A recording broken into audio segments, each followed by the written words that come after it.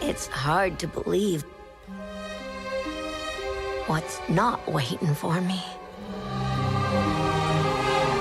Someone I lost.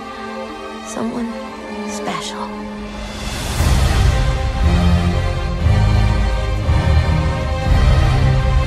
The X-Men are scattered through time. In the past, from the start of Apocalypse's reign, to the future at the height of his rule. The X-Men. I must strike them at their most vulnerable. The 1990s. Jeez, could have at least bought me a drink first.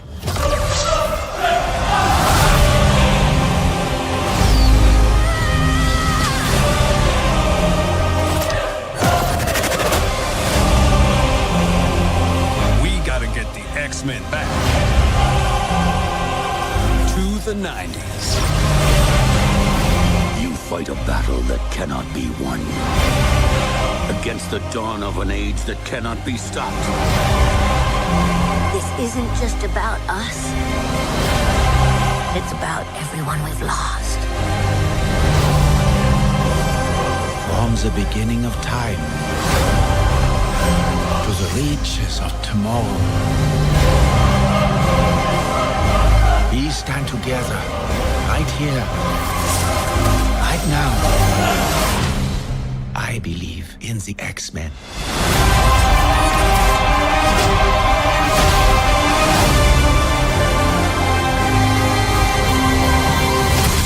We're back, baby.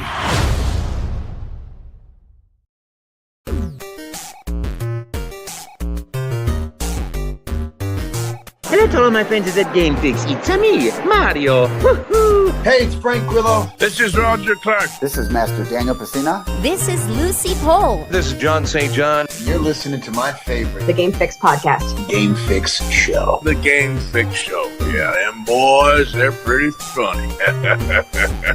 All right, partner. You know what time it is. Let's go crazy! Crazy!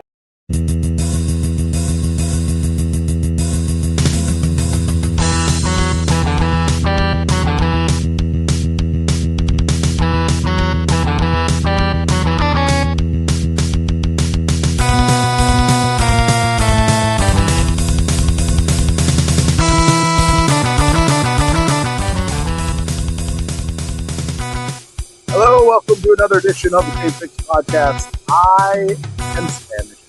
Salutations, I'm Mike. And that would make me Verlaine. Make sure to check out our website at gamefixshow.com and the weekly stream of our weekly recorded podcast right here. If you're not, facebook.com/gamefixshow, twitch.tv/gamefix, and youtube.com/gamefixshow.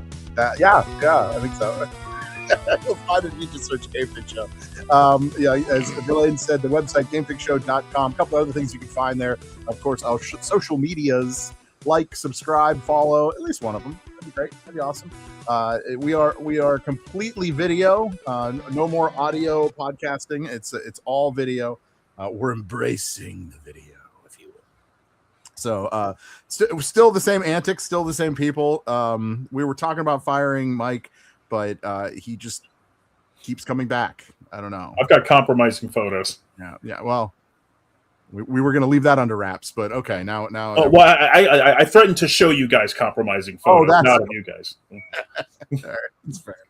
No, that's not true. That's not true. All right. So a couple things we got to cover today, and the thing in the news is, Bungie and PlayStation are getting rid of a game.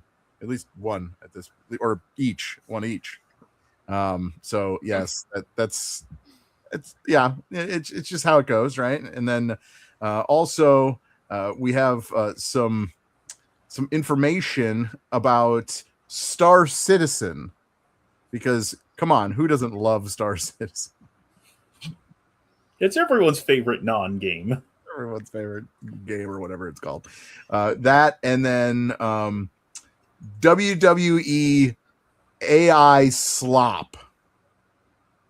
Trust me, you're going to want to hear this. This is, I don't know. Have you guys heard this audio yet?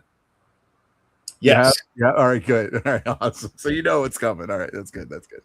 All right. So, but let's start as we normally do and talk about what we've been gaming. And Mike, why don't you start us off first this week? Do the honors. What have you been gaming this week?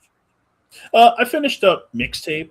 Technically, I finished it up like a couple days ago, but I was doing a little bit of achievement hunting just because there's not really a whole lot else to do in the game. But it was another one that was just sort of like easy to clear out, just to have for my third Xbox game that I've beaten. So I'm technically done beating Xbox games for the year, but that's not going to stop me from pursuing it. And we talked about it a couple of weeks ago. Verlaine and I tried it, and it's not like even if I put aside the visual, like the sort of visual novel style, depending on the kind of game it is, it's really not my thing.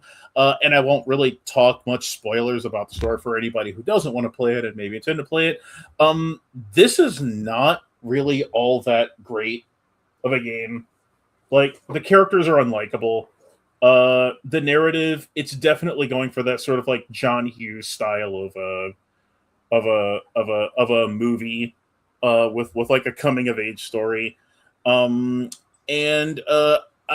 found it easy enough to just like sit through and breeze through because there really isn't a lot that you do. But what the game gives you for a narrative is not really all that inviting.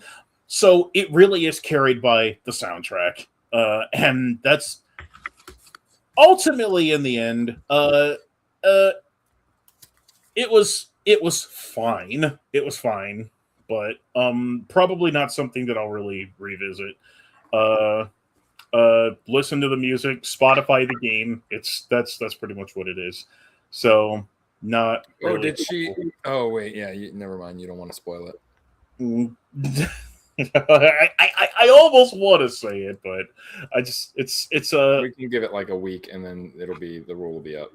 Yeah. Like I guess if I were to say anything about it, it doesn't really focus on her actually leaving. It's just more about these teams spending their last rowdy day in this sort of like backwoodsy Californian lagoon town. So yeah, it doesn't even venture into her dreams of being like a music supervisor. Oh, she doesn't get the job or anything? They don't go that far with it. Oh, so yeah, the narrative just focuses on hanging out with your friends. So like if you've seen any one of those kind of movies, it really is just like that. Not really anything all that spectacular. Let's see, other things I've been playing. I went back and I am replaying Captain Toad Treasure Tracker. I have it on the Wii U, and it's still probably one of my favorite Wii U games. I absolutely loved it because it's I like sort of cozy puzzle games in that nature, and like Treasure Tracker just like fits that mold for me. All you're really doing is you're just trying to like navigate Toad through to like unlock treasure chests. And by doing this, you're using means of like not being able to jump because you're almost essentially, depending on the stage, you're essentially on like Q*bert's platform. I mean, I'm pretty sure everybody knows what Q*bert is, but most of the first video game character to use profanity. It's and like Treasure Tracker's layout, it's pretty much like that. So you just have to govern Toad around all of the maps. And the first time I played it through, I'd actually cleared it, and now I'm just doing it again. And yeah, I just love the game. It's pretty amusing. And that really has been kind of mostly it. The other things that I've been focusing on, I mean, of course, I play a lot of Genshin Impact, but they now have like 2 mainline stories going. There was like a huge update, which features like the next leg in the main quest, and it's 8 hours long. So that's, or I mean, it's probably realistically close to 5, but you factor in like time and like time devoted to some of the puzzle solving.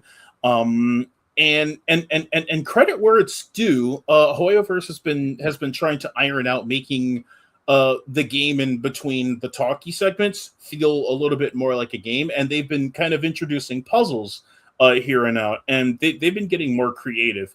But this story is long, and along with that, they're also doing a story called the Little Hexen Circle, which takes most of the kid characters in the game who have formed their own little faction, and they're like trying to solve problems and stuff. It's really adorable and right up my alley. So that's. So like outside of that, and just kind of like dabbling around a little bit in Bayonetta and trying to train in Double Dragon 3 on NES, because I'm really trying to beat that game again to prove that it wasn't a fluke nearly 20 years ago.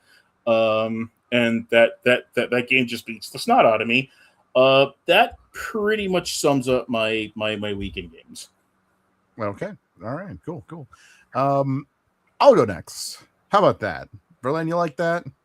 Are you good with going last? Sure, why not? So, mine's a short list. It's fine. Had a lot of family time these last few days. So, haven't had a lot of gaming time, but I have when I have, I still am on Mouse PI for hire. So, and so far it's still a lot of fun. There is a lot of stuff that I kind of want to show you guys. Although I did get a video. And I want to show you guys this because this is the only level that has color. And I didn't realize that there was actually color in the game, because everything is mostly black and white. So I took a little video shot to kind of give you guys an idea of what it kind of looks like. So here we go.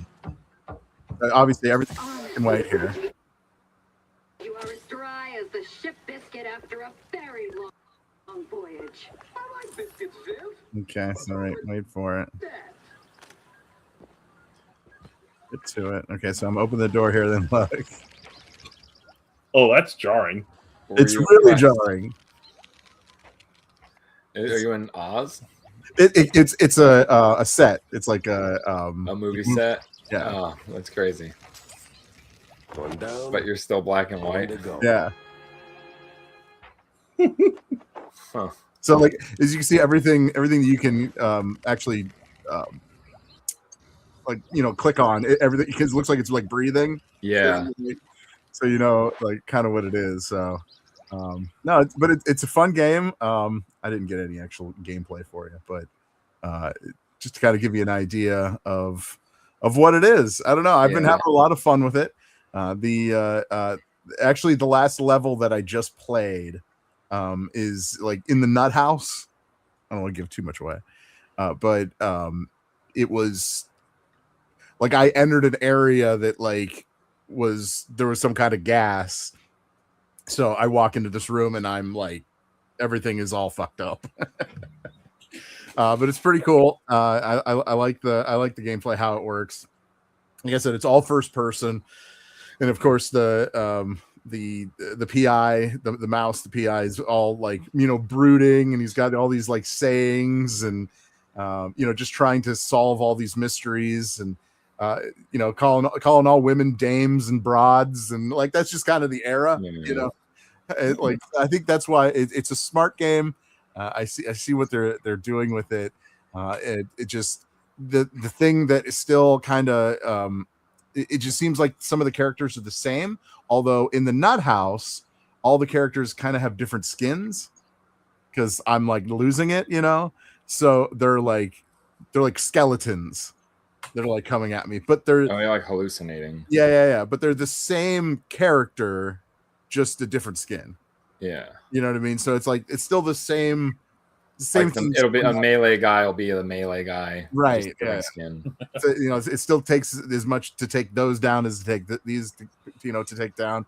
So, not that it's bad. I love the game actually, and I'm definitely going to get through it and beat it. I don't know if I'm going to like complete it, but I'm definitely going to beat it, and it's just a lot of fun. So, but that's about it. Honestly, that like I said, it's been kind of a light week. That's about all I've been playing. So, Verlaine, use up. Thanks, Jim. So I went back to just for a little bit. I felt like playing Sifu. And it's sweet, but I don't I forgot how to like do a lot of stuff. So I'm stuck at the first bad guy. Or no, I don't think maybe I've never beaten this guy. I don't know. But anyways, it's still a cool game, whatever. I've been playing a lot of Dead Cells, and I keep finding stuff that I've never I just found a level that I've never even been to of the distillery, where it's weird, but and it wasn't part of an expansion or anything, so it's again, I just keep finding new stuff in this game every goddamn time I play it. I've been playing a lot of Invincible Versus. I can't stop playing. I just love the game. I love getting beat in the game. I love when the odds are bad. I'm starting to get used to some different characters. I haven't played any of the Viltrumites yet for a reason. I kind of don't want to. Actually, that's not true. There is one that I've been maining. I think her name's Anissa. Oh yeah, the chick, yeah, the black haired chick. But some of the characters, like it takes, like, I haven't been in the practice arena, but I mean, like you can't just like a lot of the characters you can just, make up combos and essentially do stuff. But there's some characters like Eve, if you do her down special, like if you're doing combos and stuff and you do her special like downwards, she flies up in the air, like hovers up in the air. So it kind of interrupts the entire combo. So there's a move after it, which is her shooting down. So there's other characters like that where Duplicate has a move where, you start the combo and then you pop them up. Like one of her hard moves does this kick where you kick them in the air. A duplicate kick comes out and kicks them again, but then the combo ends because I haven't found out the connecting move that goes into that. Because some characters, like, you can start combos in the air and it'll string into a combo and not just hit them a couple times in the air. Like, if you're falling and if a guy's falling and you can, like, you hit him with a jab whatever, fine, but this will actually string a combo that I don't know how to explain it. Like, it's almost like the combo is almost the same whether it's in the air or on the ground. I think that's what it is. Okay. So if you're in the air, you're kind of still doing the same moves, just in the air, instead of having completely different combos in the air. Like Mortal Kombat, when you pop them in the air, then there's different combos that you have to do while they're in the air. It's an interesting choice. Yeah, I don't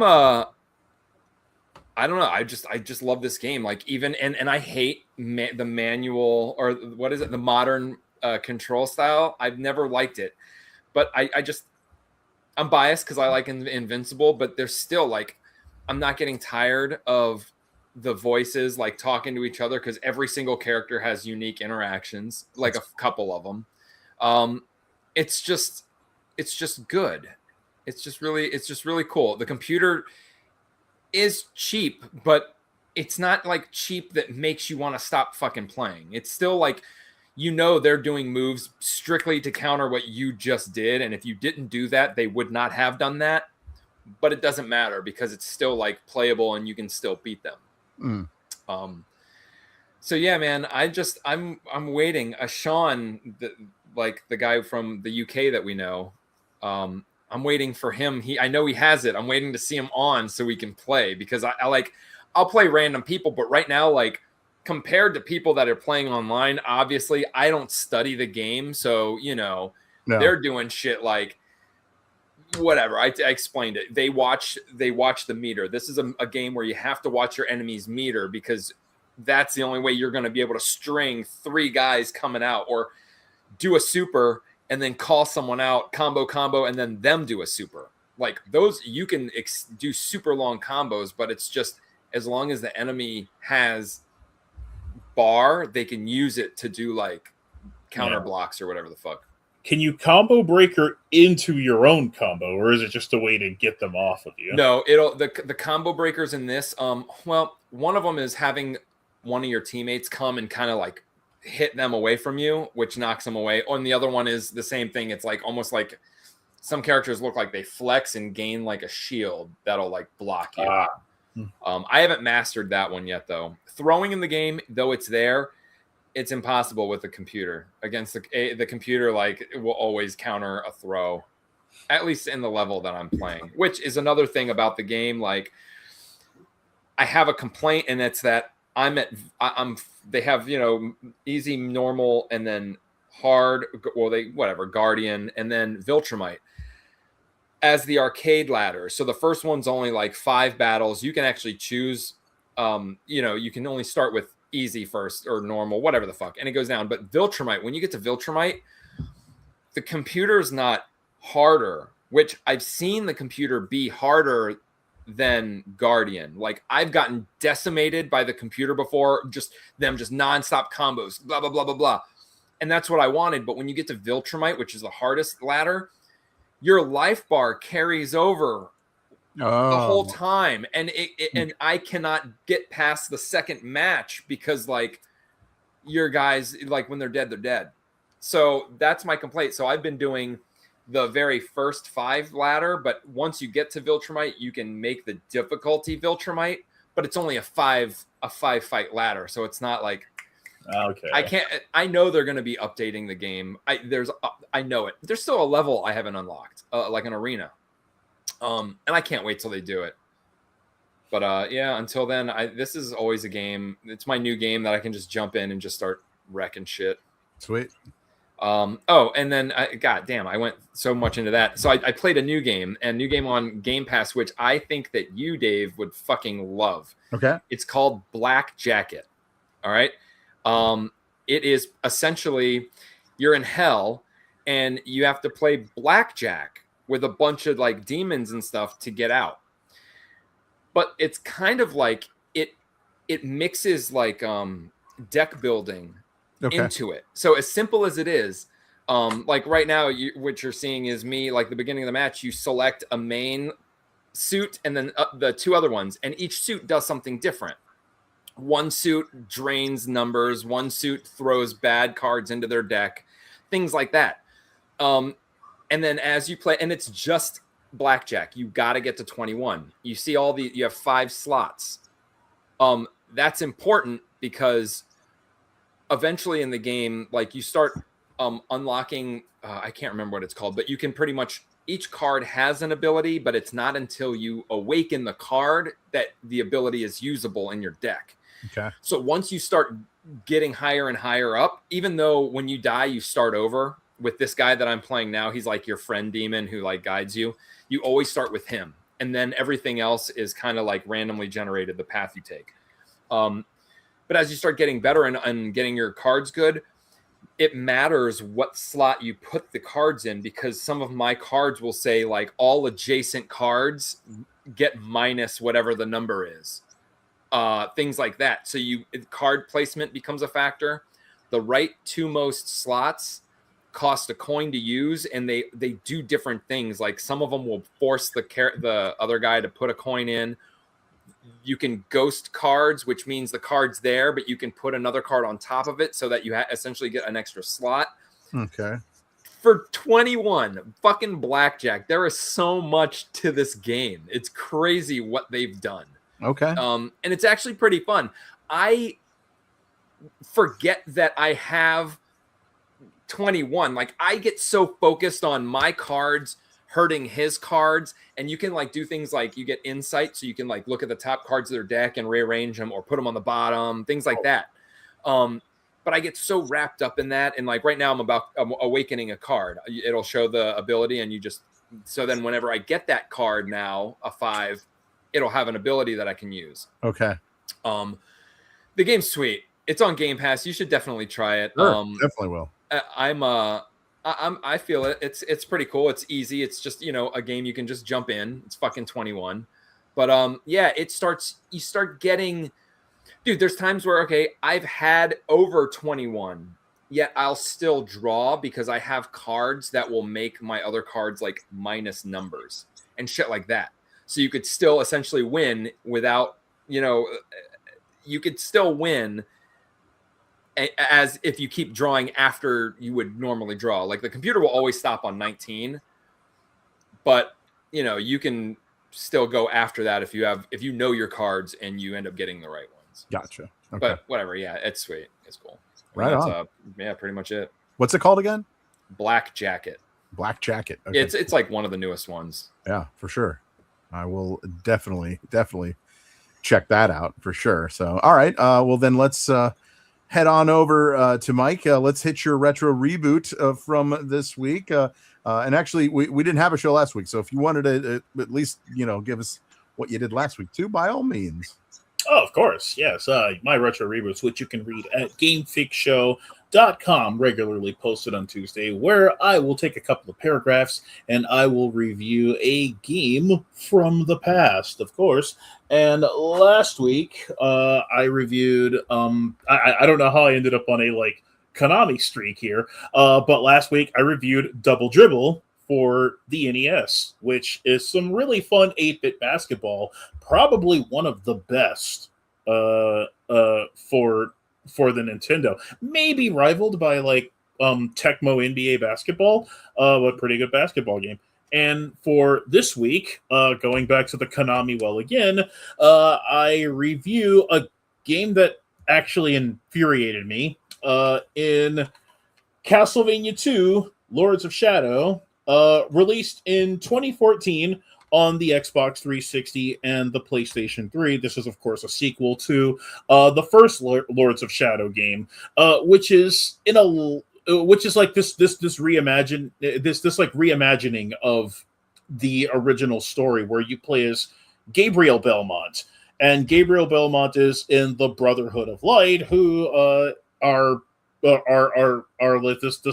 this group of holy knights that are trying to slay demons, and Gabriel is trying to get his family back. His family was killed by Satan, and he is working on a way to revive them. The first game I didn't really like all that much. It was kind of co-produced by Hideo Kojima and developed by Mercury Stream, and released in 2010. It just felt like a God of War clone, which is what most action games around that time played like. They were either biting off God of War or they were trying to play like Devil May Cry. Those seem to be the two paths. This is, of course, the sort of pre-Dark Souls period of what it meant to play a tough game. So Lords of Shadow 2 comes out 4 years later, and this game picks off right where the last one leaves off. And even though they made some really cool changes with the combat system, because in the first game it really was just about big beefy blows to every monster that you fight, and in this one they had a nice trick of giving Gabriel 2 swords. He's got a flame blade and a Vorpal sword. The Vorpal sword will heal you, so that's the way that you play defense in the middle of a fight. And of course, your flame-based sword is the one where you try to focus on doing damage. So a really neat combat system is muddied between some of the worst storytelling from this era that I can recall. This game just epitomized everything that I hated about video games around this era. Moody, dreary, mean-spirited, uninteresting characters, no real motive. You have this big open world, yet all you do is backtrack, and you have to go to this location 4 or 5 times to activate a switch, and then you go in between another corridor. It's full of what I like to call fusebox syndrome. And fusebox syndrome to me is when a game just gives you a bunch of doors that you have to tediously spend your time opening when there's no real threat or like no looming variables. So if you're just in a room and a game says press this button at these intervals, but you're not being attacked by anything, that's what I mean by fuse box syndrome. And the 2010s were rife with this. Resident Evil Revelations 2 did it. The Order 1886 did it. Like, so many of these games from this period did this. And going back to the story, this was one that pissed me off greatly, because Gabriel Belmont at the end of the first game becomes Dracula. And this might be a get off my lawn take, but the thought of a Belmont becoming Dracula to me is blasphemy. That's a really stupid idea. So throughout Lords of Shadow, you get help from Alucard, who's Trevor Belmont in this game. And I think that the first time I played this game through, back when I first bought it, I wanted to grind my controller in the dust because I was that level of furious. I kind of go on really long tangents about it. I'll shut up now, but you can read my review of Castlevania Lords of Shadow 2 at GameFixShow.com. All right. Sounds good. Go and do that. All right. So let's get to it, because there has been some there's been some games that kind of, I guess we could say, they've been put on hold or whatever at this place. Bungie has announced the end of content updates for the live shooter Destiny 2. I thought they already did that, but apparently they did not. No, they didn't. Okay. All right. So the game has been alive for 12 years? Around that, yeah. Something like that. So, I mean, it's quite the run if you think about it. So, the fact that they're ending it, they're moving on. You could still play the game, but it looks like the updates aren't going to be coming through. So, 9 years after launch. Okay, so it's Destiny 2 has been around for 9 years. Gotcha. Yeah, this is I don't know. This is not really a surprise, right? This is just kind of inevitability here. They're trying to put their eggs into the basket to try and salvage Marathon, which is not having a very good launch at all. Player base has dropped off. This is it was probably time. You can only squeeze so much out of Destiny 2, and to be fair, the little bit that I played of it, I liked it. Destiny is not necessarily my style of game, but from what I played, I did enjoy it. Their problem is they stripped it down to just kind of a soulless looter shooter. Like the events didn't really mean much. I think the last time the game was like really cool when they did that tribute to Lance Reddick after he passed away. Totally. And since then, the player base is what it is. It still makes no sense why Sony bought this company. They bought a company that made one IP, and that one IP they've drained that well dry. Yeah. Well, this could also mean a sequel. Yeah. It could, although there's been no talk about that. So I don't know. It would make sense. Yeah, it's so to focus on Marathon would be kind of dumb. I mean, I look at it as dumb. Maybe it's not dumb, but Marathon is just their take on, this fucking thing ever, which is fucking what is it? Like the Payday? Fucking Destiny. I mean, not Destiny. Fucking The Division. What are those called? Oh, like what type of game? Yeah, you get the shooter. No, you loot and then you an extraction shooter. That's what it is. So they're trying to get on the extraction shooter thing again.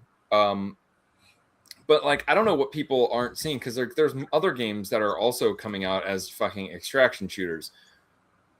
But the only one that has ever really done anything is Apex. Is that what it's called, right? Apex? Yeah. Apex, yeah. The only one that's doing anything or like any kind of popular has been Apex.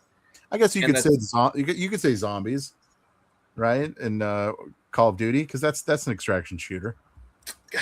Kind of, but it's a little different because zombies has so much like cryptic shit that's going on, and plus extracting from zombies is fucking impossible. Yeah. There's also the finals, which I don't hear people talk about anymore. The finals too, yeah. The finals was kind of fun, but yeah, the finals is actually like better than fucking Apex. Yeah. Oh, but 100%. Those games people don't like really.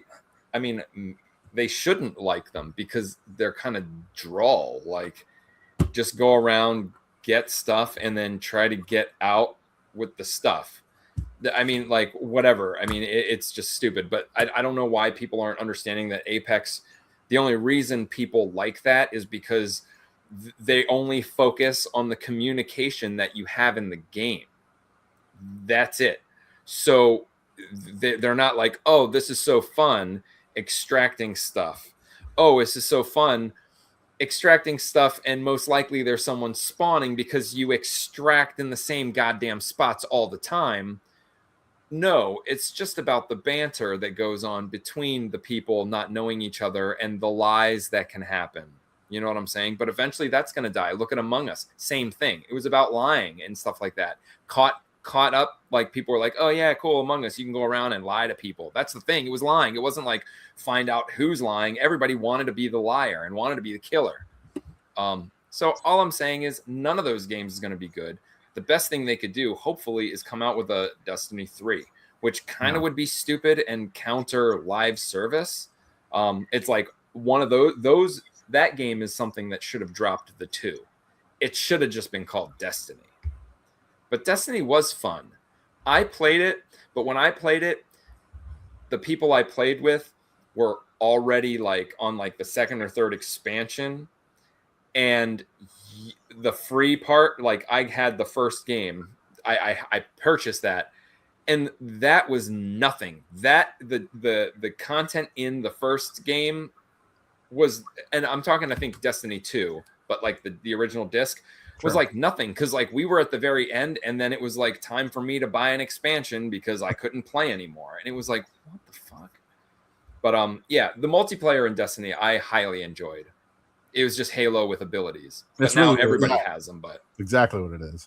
Yeah. Yeah, so that's going down, and then another one that Sony has now shut down. This one is shut down. It is another live service game, the Destruction All Stars. I think I played this game one time. I didn't even know it existed. Yeah. I feel like we played it or something like that. Because, I've never played it. Okay, because it's on PlayStation 5, right? Right. It's like 5 launch game. That's right. Oh, that's right. Okay, that's the reason why you haven't played it. That's right. But I mean, it was their kind of take on. That's what I meant. Arc Raiders. That's what I was talking about. Sorry, Donovan just said it. Arc Raiders. That's the game I was talking about. The extraction shooter. Ah, okay. Yeah, that's right. Well, yeah, because that's still pretty big right now. I know a lot of people are still playing that. So that's what I was talking about. That was like the most popular. That's okay. Popular, but. Yeah. Go on. No, you're fine. Destruction All Stars was kind of like their take on what's the game where it's like soccer, but Rocket League, but Rocket League with I don't know. You could jump out of the car and then you can it's like a looter. I don't know. It was like confusing. Yeah. That's why. You actually, yeah. I only remember this because you did talk about this and you had footage of you getting out of the car for no reason. Like there's a reason of getting out of the car because you have to claim, you have to everything that I saw, it looked like if you just combined like Rocket League with Overwatch, because I think some characters had hero abilities, and yeah, it just looked like something that would it just looked like something that just didn't stick, and this is why like Sony's venture into live service. They're late to the game and they're behind the trends. I feel like a broken record on this show with how many times I've said this. It was almost the same thing with like Knockout City, although I don't think Knockout City was a PlayStation exclusive.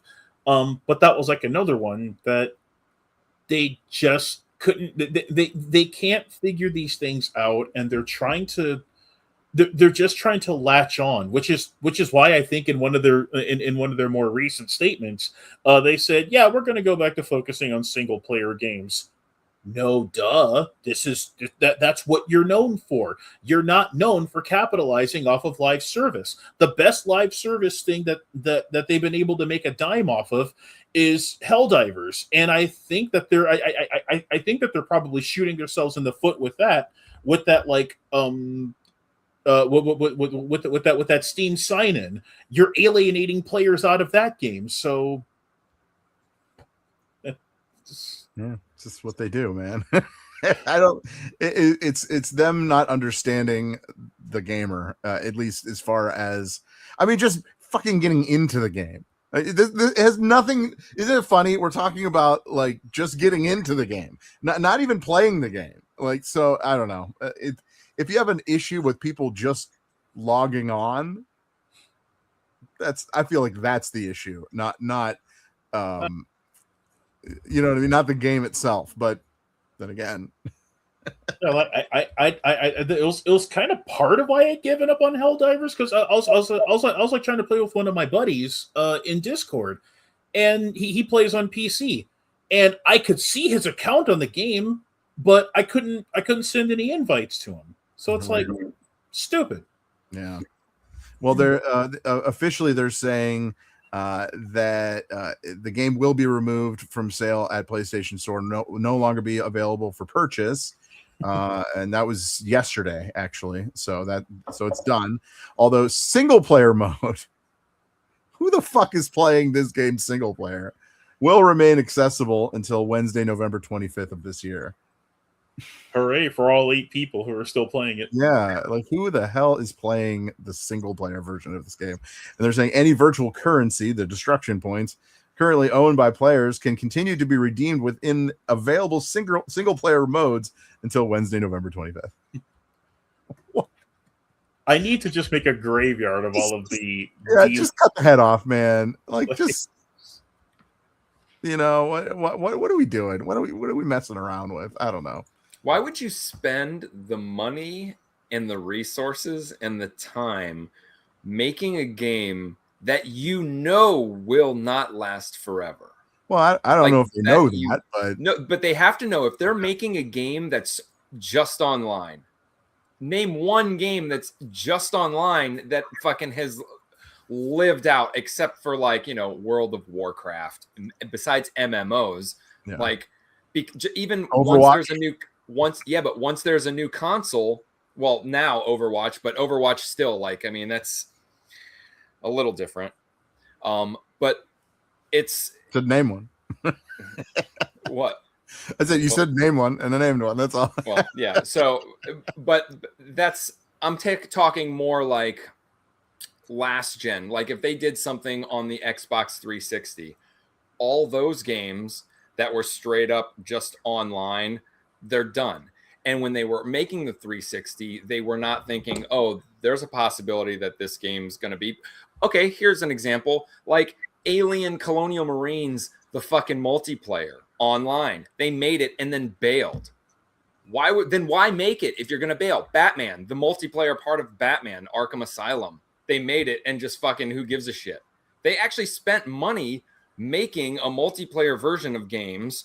Lots of games back in the day. Tomb Raider, fucking Uncharted had a multiplayer. And it's like they made these multiplayers. Some of them were fucking fun. They didn't give a shit. They knew they were going to die. Then why fucking make them? Yeah. They knew it. They know they're not going to put money into any game from 10 years ago, even if you can still play it now. PlayStation won't. Nintendo won't. Yet they still make games. Mario Maker. They know that Mario Maker, once the servers are done, the game's useless. They're still going to keep making Mario Maker and still allocating money to it. So they must make so much money that it doesn't fucking matter.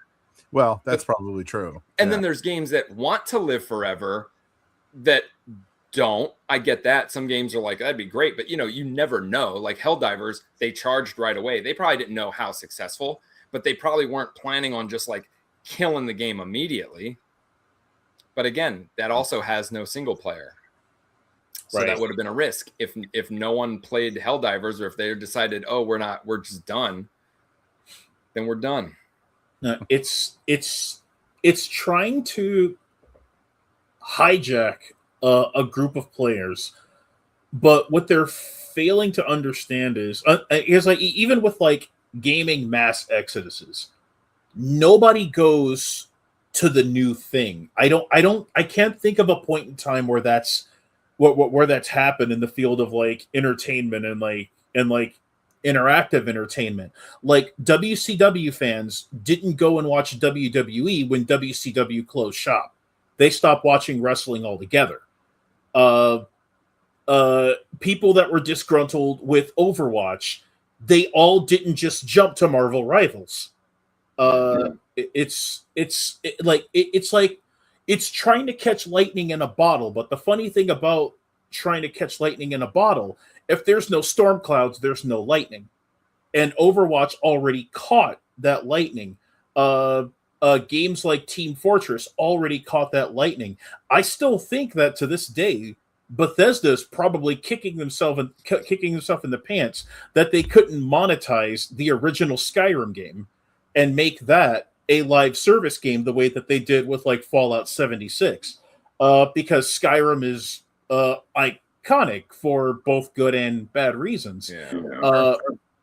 And like they can't monetize that, and everybody else has been trying to make that Skyrim. That was that phase of the open world RPGs, and we're now in the phase of what can we do to get the next hero shooter or the next extraction shooter, but you're not going to get that. Like you need something more transcendent rather than just replaying the hits again.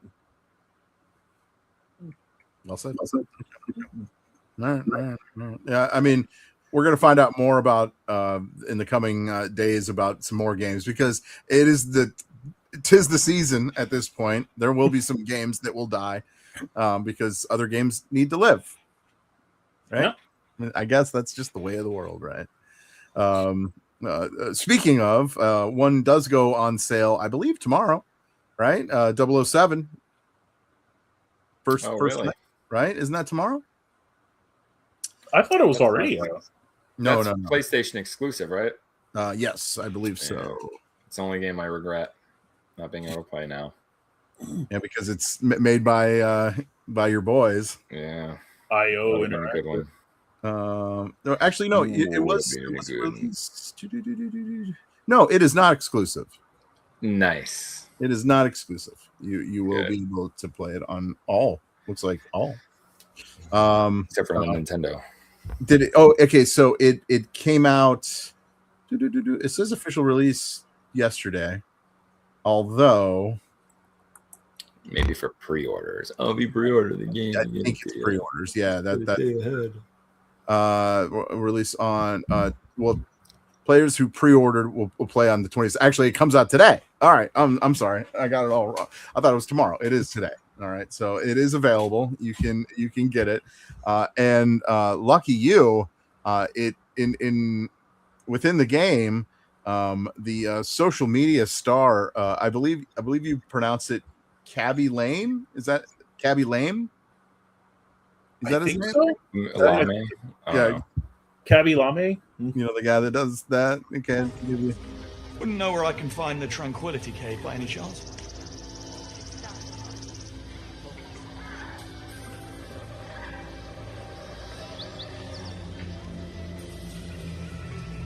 Thanks. What? There you go. Wow. Why? I don't know. It's if there's anything that is an indicator for how long this game was in development hell, is seeing like that cameo. And I also think that Jacksepticeye is in the game. There's like another popular YouTuber. I'm not sure who that is either. Yeah. Yeah, he was a little bit before the kind of like new wave of influencer. Like Jacksepticeye was more like I believe it was more of a Let's Player. So like kind of like late 2010s or so was around his like super So peak and boom. So this game had been in development for like 5 years, and Kabi Lame being in the game really is sort of a thing that it sort of ages it a little bit, just Is it because of Kabi Lame? That's how you say it? I'm going to go with that because I've never actually heard his name said. So I know. Yeah, I don't trust your pronunciations ever. So. Feel free to correct me if anybody wishes to. I'm eager to learn because I am stupid. Yeah, I don't know. Not that that's gonna make you want to buy the game, but he's in, so that's fine. It's like the fact that it angered a lot of people, and they were like, "Well, I'm canceling my order for this game because they're putting it in there." It's like it's a little cringe, but he's there for 5 seconds. Yeah, like that's all he's there. That's it. In the outside of the world, I mean, like I guess he's pretty fucking popular outside of the United States, and he's rich as fuck. Right. So. Would you rather? All I know of is the dumb faces. Honestly, like when he's watching stuff and like just like his faces. But yeah, that's weird. But whatever. Who cares? Yeah, that's what it is. So, yeah, I'm excited about it. I think I'm probably gonna pick it up this weekend. So give it a go. Give it a go. So. Yeah. Other than that, I know Verlaine, you're a big fan of Kingdom Come Deliverance 2, right? Yes. Well, the devs have announced an open world Lord of the Rings game. Whoa. So think about it. Lord of the Rings game in the style of Kingdom Come. Yeah, that'd be crazy. I haven't played that game in a while. Like there's so much. Yeah. But that'd be a fucking amazing. Yeah. So that's no word on when or what or who, but like that's what's happening. They just said that like it's still in the works. Yeah. And it also may not be gaming related, but it is like Tolkien is related. Colbert, he just finished up the Late Show. And one of his next big projects is working on a Lord of the Rings movie, which that could be fascinating. Colbert knows his Tolkien, so Tolkien. I wish these fucking Tolkien. See, I don't trust you. These when like a company makes a really good game, and then you're like the big guys come and be like, "Hey, we want you to make Alien, or we want you to make this game."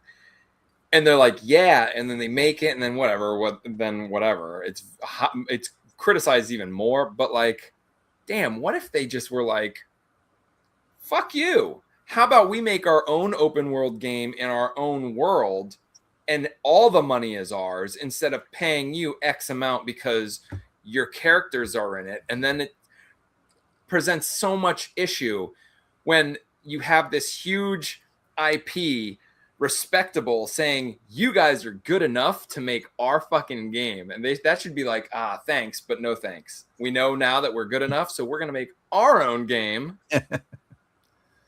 Yeah, because then we wouldn't be flooded with all this shit, because now what they're doing is they're taking a dev team from like a series that people may be into, and they're taking them out of that, so that right there is going to kill any other original ideas that these teams obviously have, because they're killing it. Does that make sense? All these original created in this world of rehashing and rebooting and reusing IPs all over the fucking place. This team made an IP that is fucking won awards, that's fucking phenomenal. All right, phenomenal, plays great, has people like me fucking playing the game, right? For them to be pulled away because they want to make a game for the rehash, reboot, fucking IP that we always fucking hear about. Now we're back to square one because that Lord of the Rings people have just prevented the dev team from making anything original now in the time that they're going to be spending making an open world. I mean, you say that, but I feel like that happens more than you'd even know. Oh, no, it does happen. Yeah, but what I'm saying is, if they didn't let that happen, we would have so many more things going on. It wouldn't be the same shit. If a team just said, you know what, we're good enough to not need to do a Lord of the Rings game. We're already on the map.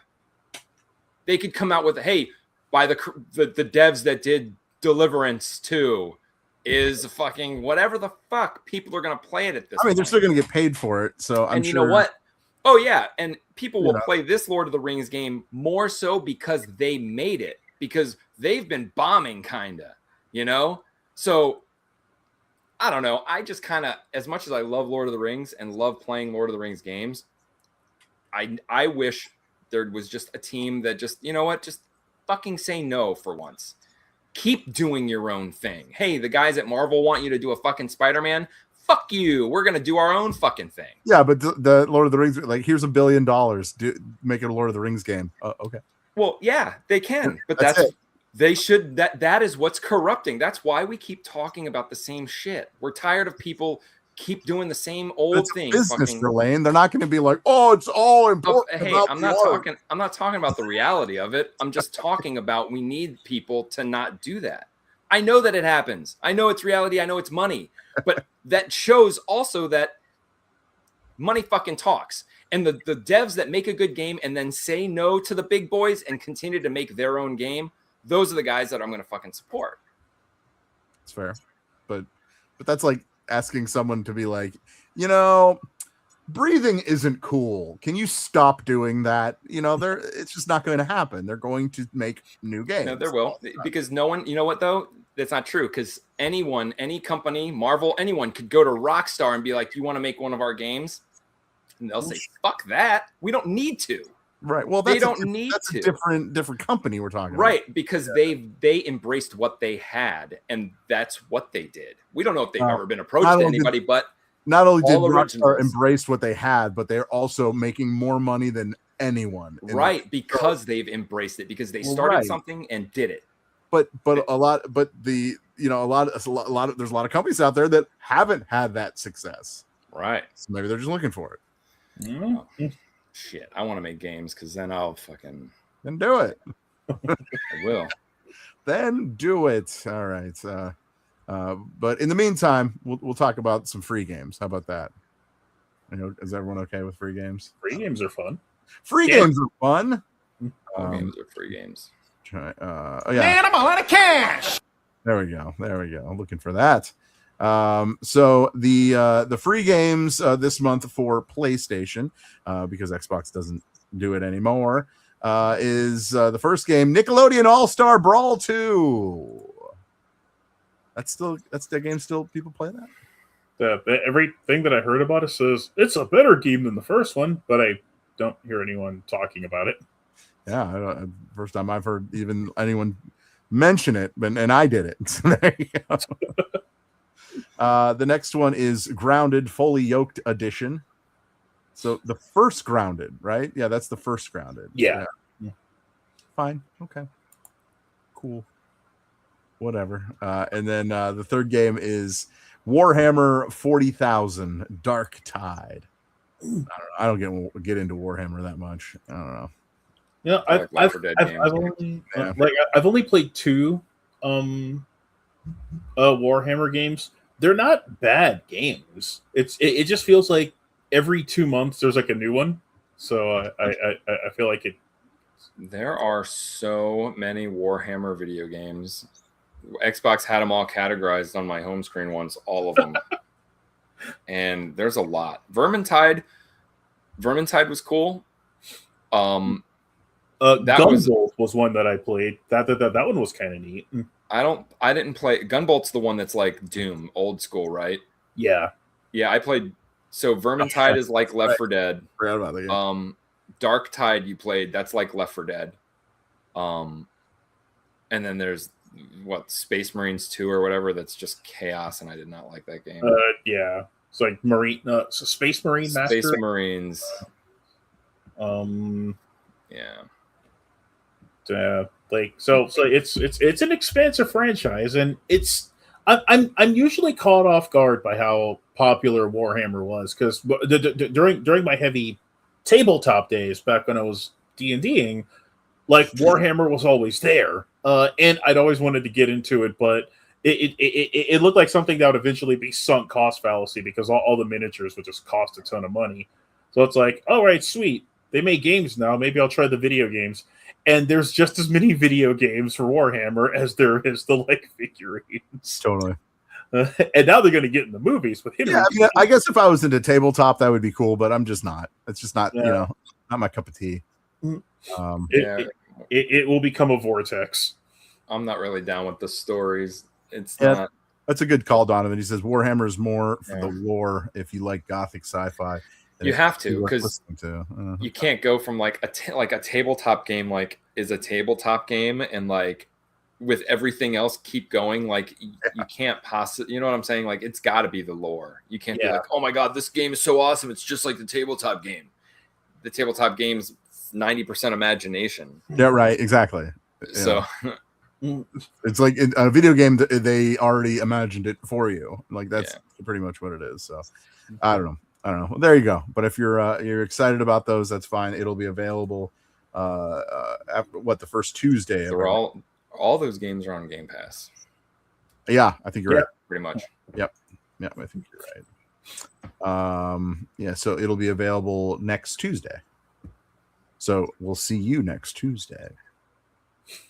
You know. See what I did there? Okay, anyway. All right. Something actually Mike brought to our attention, because this is crazy. Although Wario64, on X is all about this stuff, but this is interesting and also puts a really bad taste in your mouth.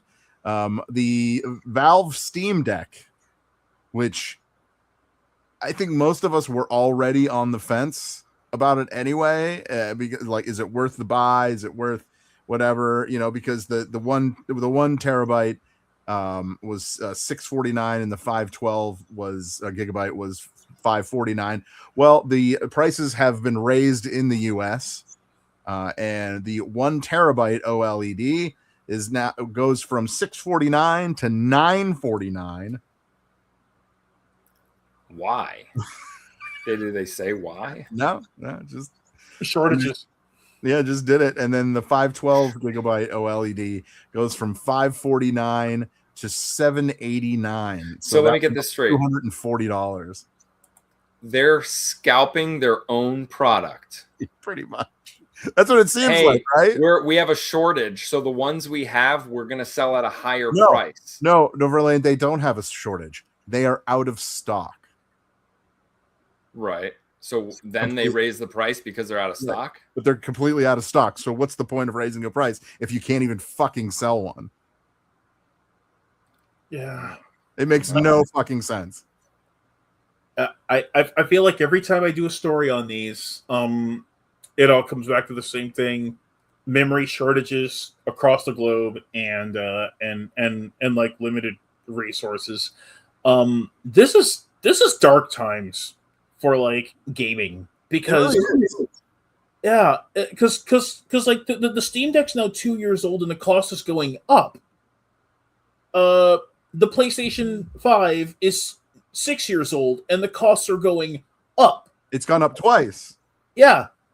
And this September the Switch 2 will be $50 more. Xbox already announced price increases, and I really should have struck on the Steam Deck when I had the chance. Because I actually really wanted one, because I feel like it's something. I feel like it'd be a pretty cool device. Like ergonomically, it looks awesome. Yeah. And I've always wanted to get back in the Steam. I can't play it on my current rig because it's older than Moses. True. So now you're looking at a minimum cost now for like most of these devices. It's averaging out to just over $600. That's insane. And it's like, okay, is it greedflation? Is it like memory shortages because these AI data centers are taking up everything? So jumping up the cost of this hobby, it's like you now have to pay premium price just to enjoy this stuff. And that Switch 2 is looking like a better investment for me every day. You want to buy one? No, there's yeah. I mean, it's prices are going up. It just is what it is. But yeah, I think you're right. Dark times is upon us when it comes to gaming. I mean, and I think that's why a lot of people have gone back to retro. Yeah. Like I've talked about it before on the show. I really just want to get an Evercade and just like buy those Evercade collection packs. Yeah. They've got like a lot of old arcade and 8-bit games on them, and Evercade also comes with it comes with its caveats, but I think it's a pretty good buy as long as you know what you're getting. But like, what's a PlayStation 6 going to look like? What's like Xbox Helix project going to look like? Like at minimum, is it going to be worth it to pay nearly $1,000 for like a brand new console? Like what's like in it? This generation has been dog shit. To I kind of put it in terms, because like the mainstream games, you're not really seeing a lot. We talked about it a little earlier. Everything's just like pantomiming extraction shooters and what was popular like 5 or 6 years ago, and it's just running that circle over and over again. Indie games are. I feel like that indie games have been like holding things together as far as making things interesting, but I don't want to buy a PlayStation 6 for like $1,100 just to play the same old things that I've been playing. The premium games for these things are just not. It's not meeting the value, and I don't like that the industry is trying to push Grand Theft Auto 6 as this sort of canary in the coal mine sort of thing of like, well, if this game can launch at $100, that'll be great for all games. Then the prices of all games can go up.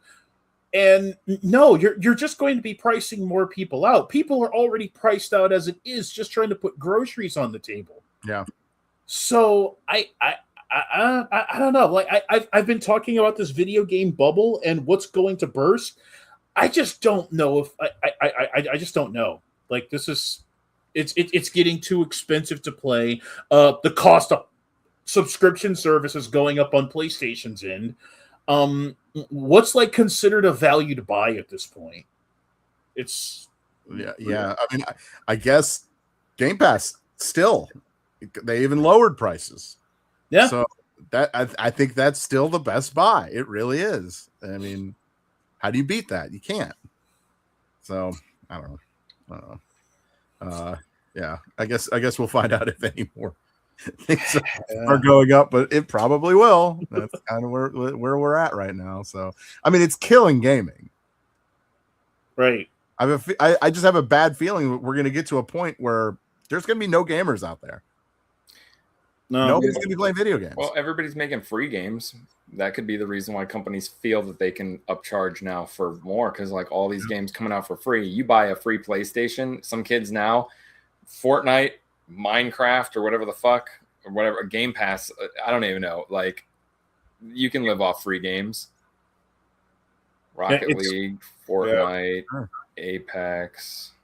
It's a funny that you had mentioned that, and not to like beleaguer the point, but I think it was Jacob Novak. I may be getting this wrong. He was a former executive at a Square Enix, and Square Enix they're having trouble like branding Final Fantasy for a new generation. Like Final Fantasy is not appealing to youngsters, and that used to be the staple of role-playing games. But they're looking at what like Hoyoverse has done with games like Genshin Impact. Genshin Impact's taken the world by storm, and it's reinvented the way free-to-play gacha games work, to the point that there's a lot of spin-offs of that game. And Square Enix doesn't know how to like capitalize on that. So they're like envious of the free-to-play market. But with like free-to-play, these games, they're pretty good. Like Fortnite, I mean, it's easy to talk shit about Fortnite, but when you actually play it, it's a good game for what it is. God, I'm trying to think of like other ones. It's sort of like escaping the brain, but yeah, like so it's like all these development costs, and like Sony's shutting down all of these, all of what they thought that were like revenue streams. The Division couldn't capitalize on that. Anthem crashed and burned. And we're seeing hundreds of millions of dollars thrown into projects, and it's like the industry really does need to scale back. Like Nintendo gets like ridiculed by like a lot of gets a lot of heads for not having the horsepower to keep up with like the others. I really feel like that it's kind of more of a quality over like horsepower. I don't know if that means that they're going to like spearhead or become the like leaders because Nintendo has their own share of problems, but things really do have to kind of like scale back. They're looking for bigger engines and like more horsepower behind these service modules, but like what's it worth? Like not much. I'm just gonna play Mina the Hollower next month. The game looks awesome. Never heard of it. Never. But I believe you. We believe you. We believe you. All right. Now, all right. One last thing. Because you've been good, we're gonna do. So there are a bunch of different channels out there when it comes to the WWE. Okay, and the WWE has a bunch of people that obviously post about their content all the time. And in this case, there is a lot of channels that are now completely AI. Okay, so the videos are made via AI. The talking is AI. Everything about it, it's even scripted by AI, which is the laziest fucking thing ever. But okay, and these pages have thousands of followers. It's like it's so ridiculous that people are actually following these things. But I'm mentioning it because the AI that is we know today is not quite there yet, right? I think that's the best way to put it. AI can't scream. AI can't. Yes, AI cannot scream. At least not yet. But the AI also cannot pronounce WWE, which you would think would be an easy fix, just to put W. Right, or at least a space in between, you know. So I have some audio of said clip that it has been has been taken down, so you can only hear it here, and I'm going to play it. Now, keep in mind, the voice that you are hearing is completely AI, which is, you know, I'm in the radio biz and I fucking hate it, but just to kind of give you an idea of where AI is today. Millions of fans are making right now. Can you afford it? Maybe. But do you feel like you have to be there? That's the question. And for a lot of people, the answer this year seems to be not quite. The show will happen. The stadium will likely fill up one way or another.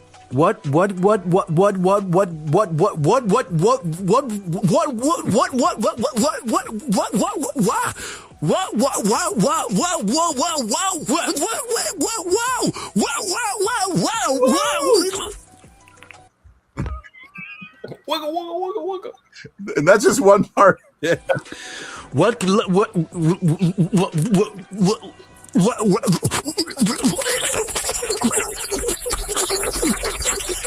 Waterboarding Donald Duck. Like, oh, he had it. All right, you get the idea. Yes, that's where we are in AI. That is called, there's a reason they call it AI slop, and that's pretty much tells you everything you need to know. I mean, props to Guru Larry for finding that one. That is fucking funny. And like, what is what? And it's like, I guess like look more deep. Like what it ran into was it's trying to say what, and then followed by that with the W's. Yes, it just wigs out on itself. What WWE? Like that's what it's trying to say. It was, and can't read it. And I just get a chuckle out of that because yeah, AI is trying to rapidly improve itself, but that's also one of those things that's like killing growth on YouTube. Is because, like you said, those channels have like thousands of subscribers, and I'll get them through my feed, and it's too bad you can't like actively block them because the only thing you can do is just say it's not interested. But like that kind of content, people will just throw out there and they consider it work. I have so many arguments with like AI bros that the work is just it's the same amount of effort that you would. It's just streamlined, but it's just as hard. So does it reduce the workload or is it just as hard? They can't make up that principle because they keep saying, well, if you train the AI algorithm to prompt this, that takes a lot of work and a lot of input. Or you can just write it yourself, maybe take a couple of classes in like prose or like. Yeah, but that takes a lot of work and money and time, and come on. You can look up how-tos on YouTube for people to do that. Yeah. Yeah. So like I'll get a ton of those channels thrown at me, and to watch that one crash and burn, that's apparently not the only one. Like most of that channel is full of a lot of those. And yeah, the bona fide definition of slop. I don't think it's at all like, yeah, I would never be like, oh, it's just as much work, blah blah blah with the prompts. The AI is as good as the people that are programming the AI via the prompts. But see, here's my thing. I like AI for the fact that I would be able to do things that I couldn't normally do. It's a tool that would make it cheaper. Like for this show, for instance, what if we needed we wanted an animated fucking intro with our whatever the fuck. So people are going to get mad at us if we were to find a cheap free way to do it instead of paying somebody thousands of dollars, which is where I'm going. That market, this is going to piss a lot of people off. Like, because I did the shit. All right. I used to be a production director, but I also did work on the side doing things for dance studios, editing music, making commercials for other radio stations. And I would only charge people, I would charge these dance studios $25 flat out for whatever the fuck they wanted me to do. And people would get mad at me. Like, hey, I do this for a living. And people like you are just driving the price down. But I'm like, dude, I'm literally sitting down for 5 minutes. Sorry, I'm not an asshole and charging people hundreds of dollars for something I literally do in 5 minutes. Right. Not only am I getting it done in 5 minutes, I'm getting the work because you're too busy charging people astronomical prices for things that, you know what? You may, as far as I know, are going to AI doing this. You know what I'm saying? Hey, sure. I'm going to pay you $1,000 to make me a title. And there's people all over the internet who have been doing this forever. But if you really dig deep, they're just using fucking dumb generic programs, and multiple people have the same kind of fucking things. Like tons of businesses out there do it. They sell assets, but everybody uses them, so they're not original. But it's the same thing, like going onto that site Fiverr. Hey, make me an intro. Dude, half the people on Fiverr right now are probably using AI. Yep. But also, what would be the difference between me, who knows I could edit a fucking song in a heartbeat. I could take the bad words out of any song in a heartbeat, but so could AI. So wouldn't it be like, to me, it feels like the same amount of effort if I was like, hey, AI, take out the F word to throughout this whole song, or me just going through the song and spending 2 seconds getting rid of it. I guess that's just a comparison in the work. So I don't know. I'm neither here nor there about it. I use it as a tool, but also like, Mike, you can draw. You could draw a comic book if you wanted to. I couldn't, but I love comic books and I love stories and I love pictures. You might get mad at me if I made a comic book using AI, my own story, my own creation, but I use AI because I don't know how to fucking draw, or I don't have an ear for playing guitar, but I want to make a fucking badass song because I have good lyrics. Like, why do I get shit on for being like, I don't have the money. I don't have the money to do this, blah, blah, blah. Like, I know there's bad ways, ripping off people's faces, doing all sorts of like malicious shit, but there's going to be a time where it's a tool that could make a lot of shit easier, you know? Yeah, it all depends on how you use it. I agree with that. right now, I'm neither here nor there. I'm not going to defy it because of all the people who are thinking of AI as like its own like race of people. I don't want to be on the bad side of that war. Like as a come after you, is that what you're worried about? Well, not after humans. Like I'm just saying, look, that's the worst. That's what people that fear AI the most think. They think that it's just going to take over and do all this shit. If it does, I want to make sure that they know that I'm okay, that I don't hate them. I will serve you. And it's already killed 30% of entry level jobs. Yeah, but you know what though? Because look, even now it's AI, but what was it before AI taking our jobs? Robots. And we lived through that. What was before robots? Immigrants. We lived through that. Everyone's taking our jobs. We've got to evolve. We've got to make more jobs because actually that's a step towards evolution. Hey guys, guess what we just did? The whole entertainment business can be done in a snap now. We don't have to use assets. We don't have to like waste money on sets and blah, blah, blah. We can get it done so fast, get our stories out there like we want to, not spend billions of dollars doing it. And now we could take all this money and do the next thing, which is 3D movies for everyone or whatever the fuck it is. Like, we don't have to worry about that anymore. Hey, I've got a robot building cars. Now we can take all the people and have them do something else.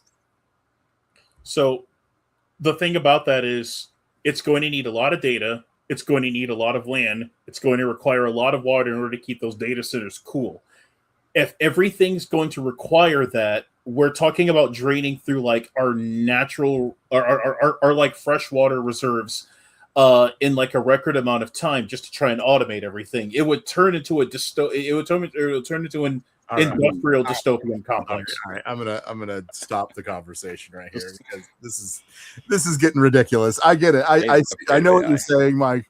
This is a completely different conversation, and we could be talking about this for the next 3 hours. That's not why we're here. That's not why we're here. But by all means, Mike, go ahead and make a video on it. That's what I want to know. Let me see you do it. I will. You're right. You're right. But it's I don't know. Things get better. You know what I mean? Maybe at some point they won't need all of that. I don't know. So, all right. That's all I'm saying. At this point, they do need all that, but before we had floppy disks that you could barely put anything on, and now we have things like this that could be. It could store like 64 gigabytes. Which this is 2 terabytes that I have in my hand. 2 terabytes. That thing is 2 fucking terabytes. What back in the day, we were lucky to have this at 64 megabytes. Commodore 64 games were probably made with less than that. Oh, that's fair. That's fair. That's another conversation now. See what's happening. All right. Yeah. Thank you, Donovan. We appreciate. I like a long podcast. Well, maybe we'll do a podcast all on AI. Maybe we'll just do that. All right. Well, that's gonna do it. Unless you guys have anything else you want to say or do, or show and tell, or whatever. Starfield was the game, so I have to play Starfield. Oh, we didn't mention it. Oh yeah, that's right. Right. Yeah. So wait. I'm gonna play mention. Starfield. Actually, no. They're okay. Starfield. That's right. Okay. We didn't mention, and I wanted to mention it. Star Citizen. Oh yeah. So let's do this real quick. So, Star Citizen. If you've never played it, trust me, no one's surprised. Star Citizen has officially crossed the $1 billion funding raise barrier as a $5,000 spaceship that you can't fly in goes on sale. So on May 24th, 3 days ago, on one day they made over $6.5 million, which put them over the 1 billion mark. Who is playing this game and just wasting? Talk about wasting money. Yeah, this is a slush fund. This game is a slush fund for something. It has to be, right? I mean, recently there was a battle cruiser called this gargantuan battle cruiser, okay, which is ridiculous. It's meant for like 65 plus players, all right, to like even operate this thing. And in order for you to buy one of these things, you had to apply to become a member of the Odin Founders Club, which required you writing an actual essay explaining why you want an Anvil Odin, which, that's the name of it, an Anvil Odin. Apparently based on some players' reports, there were plenty who passed the test. So it wasn't a hard test. You had to write a fucking essay. How fucking stupid. I don't even know what's happening. What a fucking... It's just rich people wanting to be rich. Yep. So they're like, well, I have all this money. What do I care? Let's just do this. And you know what? To be fair, if I ever won the lottery, we would all have a Star Citizen account and we'd be playing it. Because why the fuck I would never even play it. We play it. What do you do in the game? We play it. What do you do? Is it a shooter? I would buy you guys shit with real money. I would buy you guys the latest fucking tech in a desktop computer, and we'd go all in. That's what we would do. Somewhere, fun, to be honest. I don't know. I just like somewhere former producer James, his head is just like yeah, really. Seriously. There's been so many documentaries exposing how much of a scam this is, and yet people are still giving them money. Like, how are they not in jail? I don't know. I mean, they've had so many stars attached to this game. Mark Hamill, Gary Oldman. I mean, and like when I first heard about it, I thought that it was kind of cool. I first learned of Star Citizen the moment I got into like social media. I think one of the first things I saw when I created my Facebook was, here's Star Citizen, this big video game epic. And I thought, wow, that could be really cool. I could be like a Starfleet captain. And then the years passed and it's like, this isn't going to be a game, is it? And like all the projects that have came and went, studios that have been shut down, and this is still a thing, that baffles me. Yeah. Just go play No Man's Sky or Elite Dangerous. It's based on rich people. That's what it is. It has to be, because there's nobody I know, because I don't know any rich people. I feel like this is like some sort of algorithm that people know about, some sort of like Class 7 meteor that's heading towards the Earth and it's going to destroy it. So everyone's like, here's your schematics for your starship so you can escape the planet, and everyone's like secretly building these in some sort of bunker, and the rest of us common folk are just going to be sitting here dead. So that's what it is. It's real. Yeah. It's a real thing. It's real Project life. Hail Mary, the life. Jesus. Well, if Mike's not on the show, you'll know what happened to him. So next. I've been found out. You have been found out. So, all right. Well, let's end it here before all of us get thrown in the trash here. All right. GameFixShow.com is where you find us. Please go there and peruse. You can see all the articles from our very own Colonel Fancy, as well as the retro reboots as well. So yes, it is chock full of some good stuff. So please go and check that out.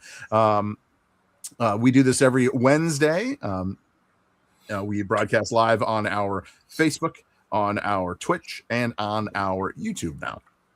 So if you have an account on any of those, you can catch us. You have no excuse. You will find us. So you can comment anywhere, and we can have a conversation anywhere. So yes. So until next week, guys, we're good. We're good. All Get right. up. Well, then one thing left to do. It's your world. Pay attention. Oh shit! Here we go again. Love you. Adios. See ya.